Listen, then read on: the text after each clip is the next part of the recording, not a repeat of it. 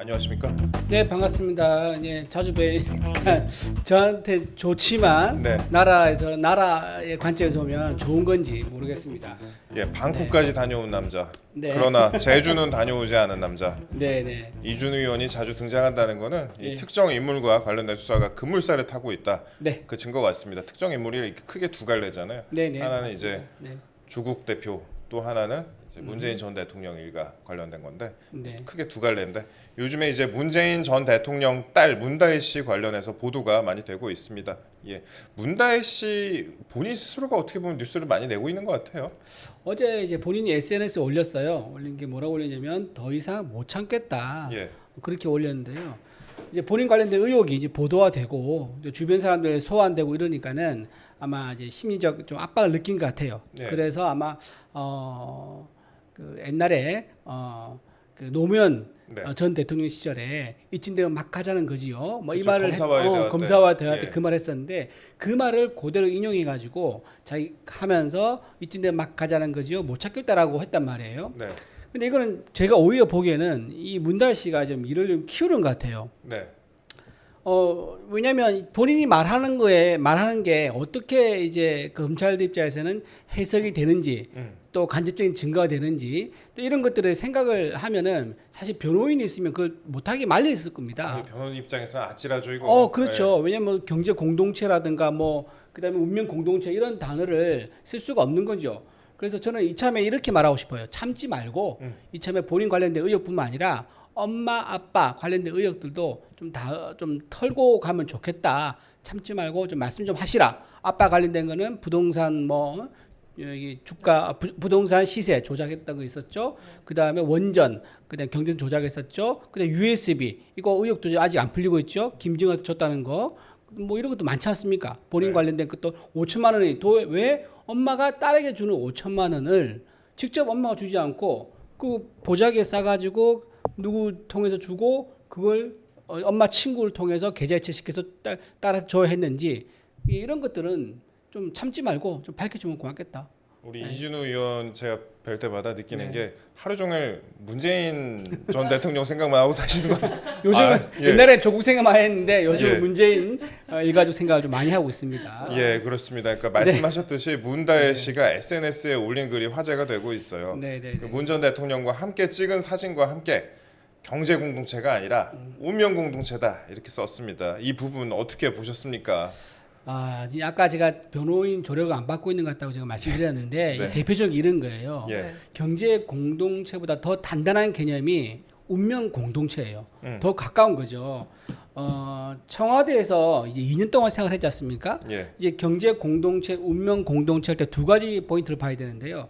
하나는 거주 형태인데요. 예, 문다혜 씨는 자기 아이와 함께 청와대에서 2년을 거주하면서 사실상 국민 세금으로 이제 임대료 면제받고 식사비 면제받으면서 생활을 했단 말입니다. 그건 부모한테 종속됐다고 볼 수 없죠. 예. 그리고 이제 남편과 함께 태국으로 가기 전에 그 엄마한테서부터 꾸준히 생활비를 계좌이체를 통해서 지원받아 왔었어요. 그렇죠. 근데 어느 날 태국 가고 나서 그게 뚝 끊깁니다. 그러면 경제적으로 부모한테 상당히 의존을 했었던 의미인 거고 태국 간 것도 아버지가 중진공 이상직 전 의원을 중진공 이사장으로 임명하면서 거기에 대한 대가로 타이스타트에 취업을 한 거 아닙니까? 예, 그런 의혹을 받고 그런 있다. 의혹을 받고 예. 있죠. 예. 그 취업을 만약에 안 했으면 못 했으면은 부모가 계속 생활비를 대줬어야 하는 건데 네. 그 취업함으로써 그 생활비 지원이 끊겼단 말이에요. 중단됐단 말이에요. 그렇다 그러면 경제적으로도 그냥 상당히 부모한테 종속돼 있었다. 거주 형태와 어떤 경제적 생활비까지 부모한테 종속되어 있었기 때문에 독립적인 어떤 그 가게를 꾸렸다고 볼 수 없다. 그래서 뭐 경제 공동체라는 말도 있지만 운명 공동체라는 말이 더 본인 스스로 자기가 부모에게 종속됐다는 것을 설명하는 단적으로 보여주는 그런 단어라고 생각을 합니다. 검찰 입장에서는 이제 뇌물죄를 적용 만약에 한다면 그러면 경제 공동체를 꺼내들 가능성이 높은 상황이었는데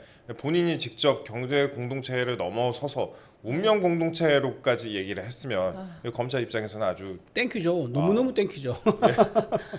아니 근데 문다혜 씨가 네. 경제 공동체라는 말을 만들어서 뭐 성공했던지라 네. 다시금 추억의 용어를 소환해서 오더를 준 건가 이렇게 적기도 했는데요. 근데 박 전 대통령 때는 이 관련 수사가 문재인 전 대통령 때 아주 활발히 이루어지고 또 결과적으로 많은 사람들이 구속되지 않았습니까? 네, 이거 좀 여러분 그때 좀 생소했을 건데요. 사실은 최소원 씨하고 박근혜 전 대통령하고는 피 한 방울 안 섞인 남이잖아요.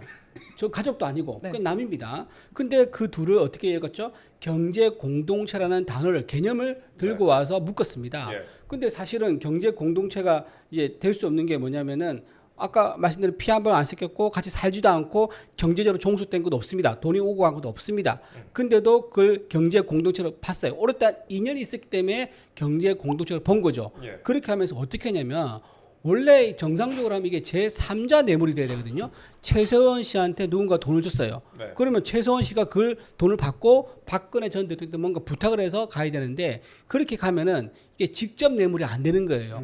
쓰리 쿠션으로 못 가고 바로 가고 싶으니까 예. 바로 가고 싶으니까 직접 뇌물로 엮기 위해서 경제 공동체라는 개념을 집어넣은 거예요. 근데 사실 이것도 좀 말이 안 되는 게 왜냐면 최서원 씨가 직접 받은 게 아니라 그것도 딸이 받은 거예요. 그것도. 예. 그러니까 딸이 받은 정유라 거를 씨. 정유라죠. 정유라가 받은 거를 이제 엄마는 둘이 경제 공동체로 볼 수 있죠. 근데 그걸 다시 엄마가 받은 거를 박근혜 전 대통령이 엮어서 경제 공동체라고 묶어버린 거예요. 그렇게 해서 나온 개념이거든요. 예. 근데 그렇다고 그러면 지금 문다혜 씨하고 문재인 대통령 가족하고는 어떻습니까? 더 끈끈한 경제 공동체잖아요. 네. 그래서 저는 오히려 경제 공동체라는 이 단어가 본인은 뭐 추억의 용어라면서 약간 그걸 비판하듯이 얘기하지만 네. 본인한테는 굉장히 이게 아주 크게 이제 올갈맬 수 있는 중요한 단서. 중요한 어, 개념 근거? 개념 네, 이 네. 개념이라고 볼 수 있고 그때 또 말씀드리면 박근혜 전 대통령 때 2,000명을 소환해서 조사를 했어요. 네. 근데 200명 정도 구속을 했었습니다. 네. 그렇죠. 그렇죠. 남인데도 경제 공동체라는 개념을 넣어서 그렇게 만들었단 말이에요. 근데 실제 가족인 사람을 경제 공동체라고 얘기를 하고 운명 공동체라고 얘기를 하면은 더 엄격하게 수사를 할 수밖에 없는 거죠. 문대희 씨가 네. 더 이상 참지 않는다. 겸손은 안 할래. 이렇게 썼는데 네. 이 국민 정서상 이게 어떻게 받아들일지 모르겠어요. 사실 겸손은 안 할래 이거는 김어준 방송 김호중 따온 것 방송 그걸 같은데. 따온 것 같은데 예. 그걸 그 출연하겠다는 이야기인가요? 뭐 출연일 수도 있고 네. 옛날 조미 씨가 예. 김호중 방송에 출연해가지고 네. 좀 반전 기회를 만들었지 않습니까? 네. 네. 아마 문대희 씨가 조만간 김호중 방송에 나가서 네. 자기 억울한 면을 소명한다고 김호중 방송에 출연할 수도 있죠. 그럴 수도 있겠네요. 그렇죠. 조민 씨랑 같은 작전을 쓸 수 있는 겁니다. 예. 그렇게 하면서 이제 또 이제 사진도 이제 예쁜 각도에서 네. 찍어서 또 이제 지지자들한테 동정을 받고 이제 이럴 수도 있죠. 우리 이준우 위원께서 그 문다혜 씨가 김어준 방송에 나갈, 김어준 유튜브에 나갈 확률이 있다 이렇게 말씀하셨습니다. 전에는 나오셔갖고 그 말씀하셨잖아요. 조국 대표가 9월 26일 네. 그 근처쯤에 아마 3심 선고가 내려지지 않겠냐 이렇게 네. 말씀하셨는데 또 한 번 네. 예언을 했다. 그래서 저희가 타율을 한번 보겠습니다. 그런데 이제 문다혜 씨가 SNS에 가족은 건드리는 거 아닌데 이쯤 가면 막 하자는 거지요. 이런 부분도 네.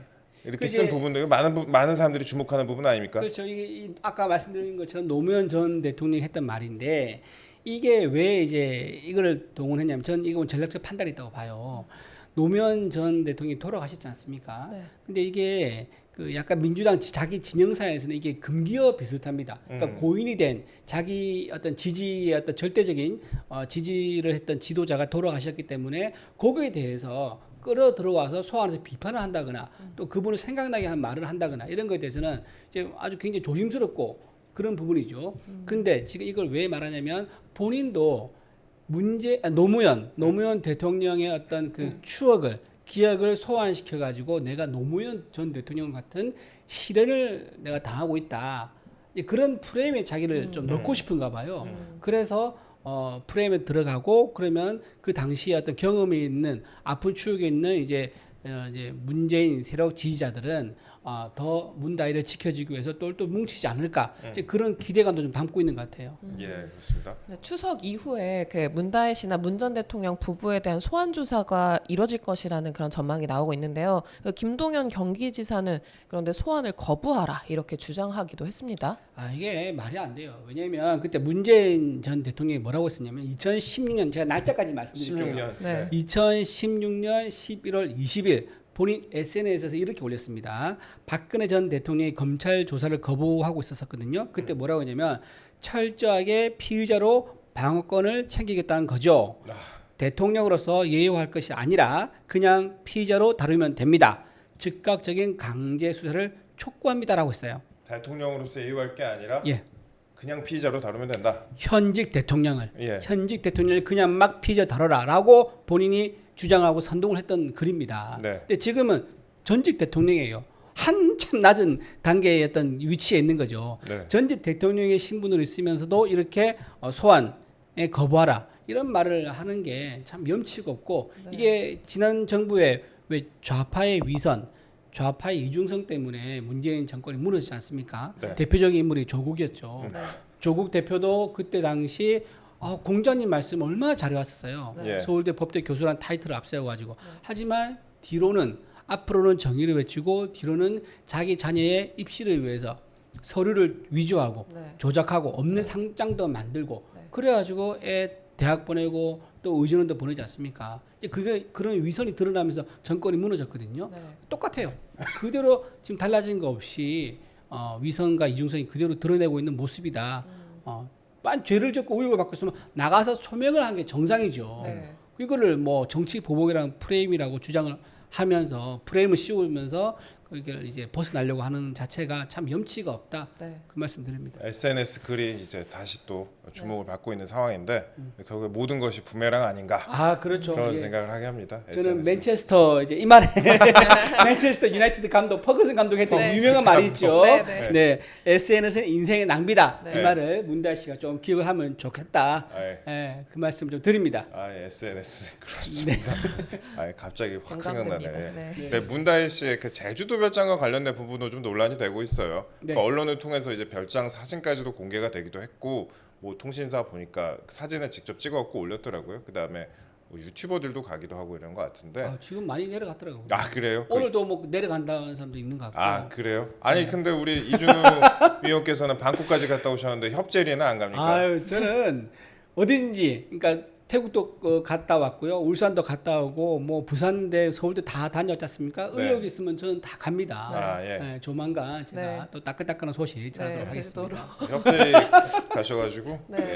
미역도 좀 갖고 오시고. 그리고 이게 취재 노하우라는 게 있어요. 똑같은 장소에 가도 누가 가서 어떤 관점에서 조사하느냐에 따라 가지고 정말 다른 결과가 나오는 게 네, 그렇죠. 이제 그런 네. 조사 노하우거든요. 네. 저는 노하우가 좀 있기 때문에 네. 제가 또 내려가면은 또 기존에 알지 못했던 깜짝 놀란 소식이 또 나올 수도 있습니다. 아직도 쓰지 않았죠? 쌩쌩하시죠? 그럼요. 예. 저랑 살아있습니다. 몇 년 전에 참 네. 많은 취재를 했었어요. 그래갖고 어디 가서 뭐 서로 여러 번 마주쳤어요. 이 사람 뭐지? 이러면서 맞아. 그랬는데 조국 서로 사태 여러 때. 가지쯤 네. 막 이렇게 맞춰보기도 하고 그렇게 맞아요, 했었는데 맞아요. 추억이 있습니다. 근데 취재력이 워낙에 좋으시기 때문에 이번에 한번 협재리든 어디든 한번 갔다 오시면 저희한테 먼저 알려주세요. 예. 네. 혹시 저를 보시더라도 단독으로, 네. 모른 척 해주시면 좋겠습니다. 네. 혹시 시청자분들 중에서 예. 제주도에서 저를 보시더라도 아는 척하지 마시고요. 제가 이제 집중하고 있으니까 네. 조사할 때는 모른 척 해주시면 고맙겠습니다. 오실 때 이제 감귤 좀 갖고 오시고 그러면은 참 그거 하나 얘기할게요. 예 말씀하세요. 그 제주도 별장이 공개가 됐지 않습니까? 네, 네. 현장 로드뷰 같은 거 로드뷰. 네. 제가 예. 봤어요. 예. 로드뷰를 봤는데 거기에 렉서스 일본 차가 예. 주차되어 있는 걸 봤거든요. 네, 하필. 예. 하필 난 그거 네. 너무 이상해요 이게. 네. 그러니까 뭐 외제차 본인 중에서도. 차가 아닐 수도 네. 있겠- 본인 차 있겠지만요. 아닐 수도 있고 방문객 차일 수도 있고 아니면 근처에 다른 사람이 될 수도 있고 아니면 거기에 이제 숙소 그러니까 뭐 에어비앤비라든가 해가지고 네, 임대 사업도 네. 했다 그러는데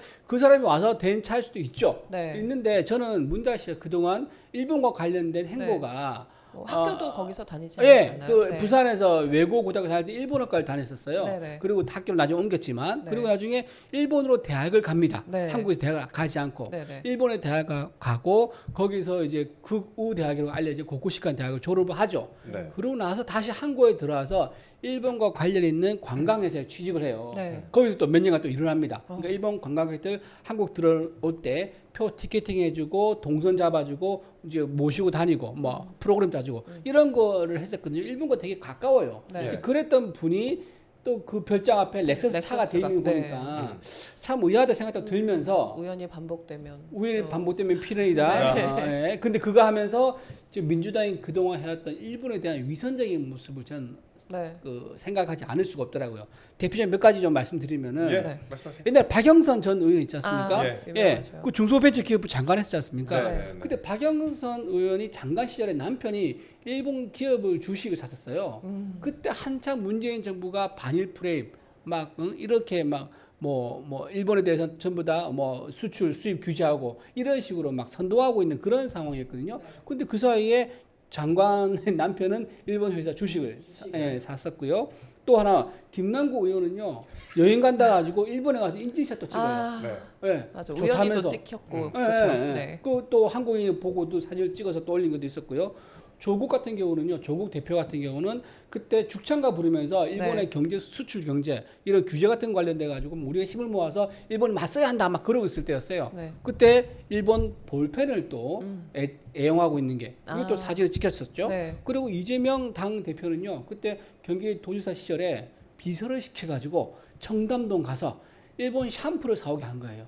아, 샴푸마저도 일제를 쓰십니까? 샴푸 네. 일본 샴푸 좋은 게 있어요. 네. 그게 되게 비싸더라고. 저는 그 샴푸가 뭔지 모르겠지만, 네. 근데 그거를 비서 시켜가지고 그것도 청담동에서만 판다 그러더라고요. 오. 청담동 가서 그 일제 샴푸 사와서 이제 뭐 본인도 쓰고 자기 와이프도 썼겠죠. 네. 그런 식으로 일본은 제품을 이용하고 일본 이제 뭐 거리낌 없이 방문하고 이제 이랬던 분들이 또 이제 이렇게 이중적으로 또 반일 프레임을 정치적으로 뭔가 민감한 이슈가 있으면 그거를 자기한테 유리하게 만들려고 하는 이런 이중적인 모습이 또 한번 드러난 것 중에 하나가 아닐까 생각합니다. 예, 그렇습니다. 근데 문재인 정부 네. 국정상황 출신인 국정상황실장 출신인 윤건영 민주당 의원이요. 그 문다혜 씨 제주도 별장에 대해서 별장이 아니다라고 얘기를 하면서 문재인 전 대통령과 가족들의 오랜 지인께서 약 30년 동안 보유했던 개인 주택이다. 공유 숙박업을 위한 사업장이고 사업장 등록이 되어 있다 이렇게 밝혔습니다. 그러니까 타이 이스타젯 사건과 전혀 무관하다고 했는데 그거 어떻게 생각을 하세요? 저는 이 타이스타 젯을 언급하면서 전혀 무관하다 이 말한 게 예, 예. 좀 의미가 있다고 봐요. 왜냐하면은 지금 얘기 나오는 게 지금 그 김정숙 여사가 청와대 특활비를 사용했다 얘기 많이 나오지 않습니까? 네. 관봉권으로 옷과 구두를 수십 벌씩 뭐 수백 벌도 얘기 나옵니다. 그렇게 구매했다고 얘기하고 있는데 뭐 청와대 특활비 얘기 안 하거든요. 청와대 특활비 얘기 안 하고 또 뭐냐 문다혜 씨가 아버지 책 디자인 값으로 받은 그렇죠. 2억 5천만 원 또 2억 5천, 있죠. 문재인의 운명. 운명 그 네. 책 그 디자인값 그것도 얘기를 안 해요. 그러니까 네. 타이스타만 딱 꼭 집어서 얘기를 이제 하는 거 보니까 좀 다른 거에 대해서는 가능성을 열어둔 게 아닌가. 오히려 저는 이걸 반대로 좀 해석을 하면은 다른 거에 좀 엮여 있을 수가 있다. 본인은 뭐가 알고 있는 것 같아. 네. 그 돈이 무슨 돈으로 대충 사게 됐는지 짐작을 하는 것 같은데 그 가능성이라는 게 청와대 특활비와 문다혜 씨가 아빠 책 디자인값으로 받은 2억 5천만 원 그 돈을 얘기한 게 아닌가 이런 생각을 좀 하고요. 네. 사실 윤근영 의원은 근데 이런 뭐 말을 좀 할 자격이 없는 것 같아요. 본인이 옛날에 이런 게 있었거든요. 한국미래발전연구원의 실장을 한 적이 있어요. 예, 예. 그때 그 실장하던 시절에 자기가 데리고 있던 직원이 있습니다. 그 직원을 백원우 의원실에 인턴으로 등록을 시켜요. 예, 예. 그러니까 백원우 의원실 가서 실제 일을 안 해. 음. 안 하고 자기가 데리고 쓰면서 월급을 받게 한 거예요. 그러니까 자기가 데리고 일을 시키면서 월급은 국회에서 받도록 하는 거. 이것 때문에 지금 재판이 진행 중이거든요. 근데 본인이 다 인정했어요. 백원우 의원도 맞다. 우리 방에 와서 일하는 거 맞다 얘기하고 그리고 당사자 그 직원 있지 않습니까? 그 직원도 내가 일은 윤건영 의원 밑에서 실장실에서 일했지만은 월급은 100원을 의원실에서 받았다라고 또 얘기를 했어요. 네. 이제 그렇게 본인이 이게 뭐냐면 이제 공금 횡령이 됩니다. 어. 공금 횡령이 되고 이걸로 1심에서 벌금 500만까지 받았거든요. 음. 이런 식으로 본인이 뭔가 부도덕하게 일을 하는데 그거 가지고 지금 그 남의 지금 이 문제에 대해서 이렇다 저렇다 뭐 쉴드를 치거나 방어를 하거나 하는 그런 상황은 아니다. 그 말씀 좀 드립니다. 예. 그 야권에서는 제2의 논두렁식에는 안 된다 이렇게 얘기를 하는데요. 이런 주장에 대해서는 어떻게 보십니까? 제2의 논두렁요. 논두렁식에는 안 된다. 그렇죠. 네. 그 말도 맞긴 맞죠. 근데 그때 제2의 논두렁이라는 게 뭐냐면 그 시계 얘기한 건데 네.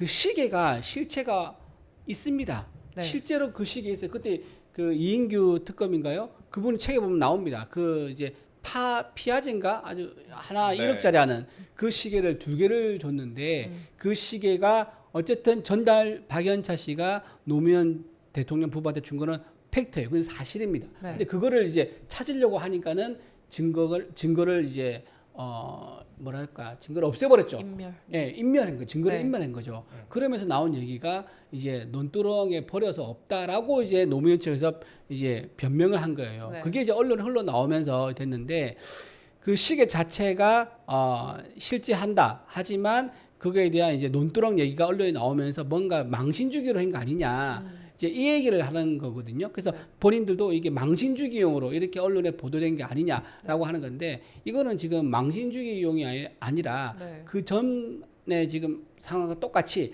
실제 팩트가 있고 증거가 있고 계좌가 있고 진술자가 있고 증언과 문서가 다 있는 사건에 대해서 네. 진행되고 있는 내용입니다. 네. 그래서 언론사가 취재를 한 거에 대해서 보도가 된 거를 논두렁이라고 해서 또 옛날 과거 아까 말씀드렸다시피 어떤 돌아가신 노무현 전 대통령에 대한 어떤 그 추억이라든가 어떤 그 존엄 지지자든 존엄이라 하겠죠. 이제 그거를 차용해서 본인한테 좀 이용하려는 지금 어떤 유리한 상황을 만들려는 동정을 얻으려는 이제 그런 걸로 쓰려고 하면 그는 옳지 않다. 네. 당당하게 자기가 소명할 건 소명하고 나와서 진술 거부할 것이 아니라 상세하게 좀 설명을 좀 해서 국민들이 오해를 풀 수 있도록 하는 게 맞다. 이제 그런 말씀드립니다. 예. 근데 저 아까 책 디자인 말씀하셨고 책 네. 디자인 비용으로 2억 5천만 원 얘기를 하셨잖아요. 네네네. 저희가 짧게 여기서 우리들의 좀 얘기를 좀 해보자면 네. 책을 냈었잖아요. 아, 예, 저도 책 냈죠. 이게 2억 5천만 원이란 게요.